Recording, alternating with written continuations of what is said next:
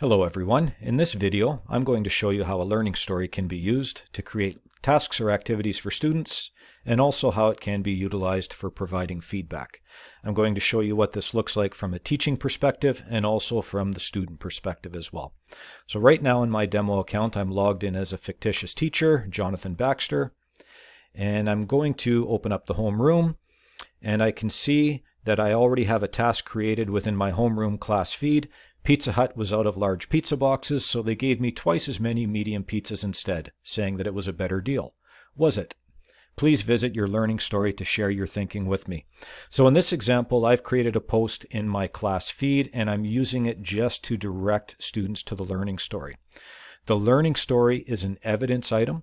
So if I go up to my evidence section right here from the teacher's lens, you can see that I have already created a new evidence piece with the exact same prompt that I have already created. Now, if you are new to the evidence section, the way I did that is I clicked on New Evidence. I'm choosing to select every single student in my class. So I would just go through the class list and highlight every single one, and I would click Next. When I do that, it brings me to my new evidence window. And I'm using the observation piece. This is where I would write in the Pizza Hut was out of large boxes prompt in this example. Once I'm finished that, I would come down to the bottom and I would check off the box that says share with student and parent. Now, something to understand about evidence items. Nothing is ever shared with students or parents unless a teacher decides that they would like to share it. By default, anytime you create a new evidence piece, it is just for the teacher's eyes only, unless you as the teacher decide to share that.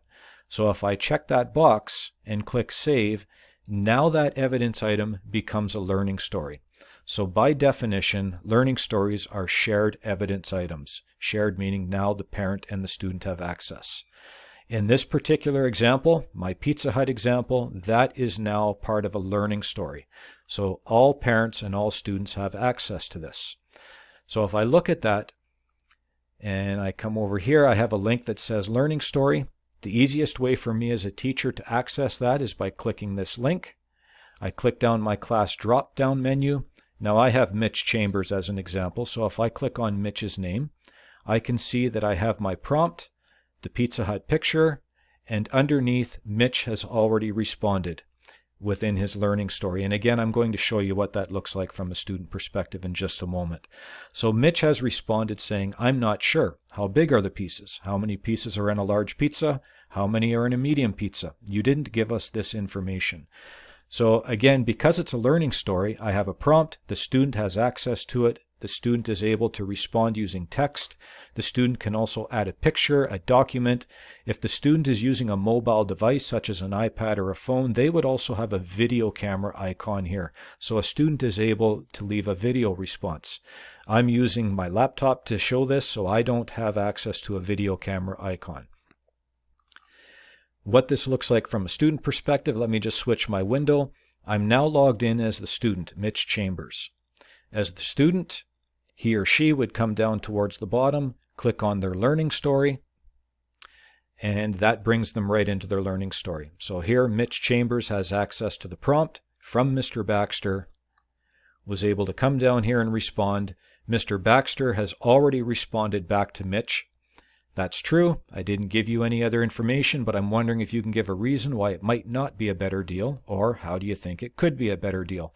So at this point, there's a little bit of collaboration, or pardon me, connection going on, a little bit of back and forth. Feedback is provided to the student.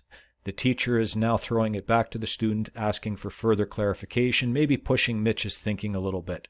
So now as Mitch, remember I'm logged in as the student right now, I can come in here and I can give a further, deeper response back to the teacher. So again, using the learning story, a shared evidence item, is just one example of how this could possibly look out of many examples.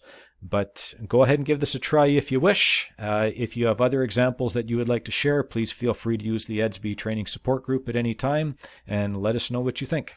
Thank you.